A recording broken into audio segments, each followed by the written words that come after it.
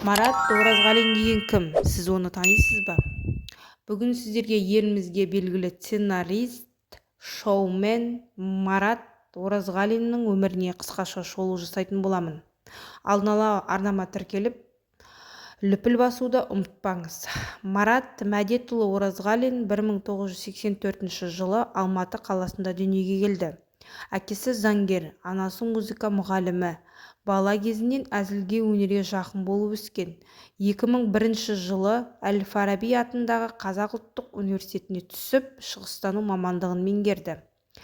Кейін халықаралық қатынастар магистрі атанды. Және де өнерге алғашқы қадамдары. Шығармашылық жолы КВН сахнасынан басталды. СКЛ Казгуград командасымен елге танылды. Содан соң радио, кейін телеарнада қызмет жасады. Тойбастар, намыс дода, әзіл студия, мәссаған сияқты бағдарламалардың жүргізушісі болды.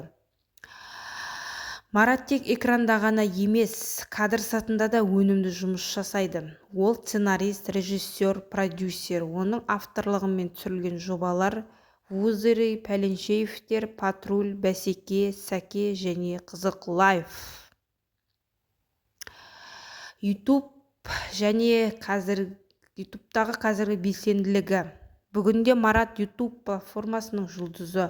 Қызық лайф ток-шоу арқылы елдің көңілінен шықты. Каналында миллионнан астам жазылушысы бар.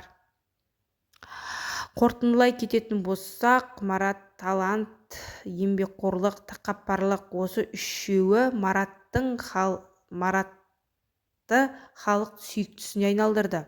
Ол заманауи қазақ медиасының көрнекті өкілі.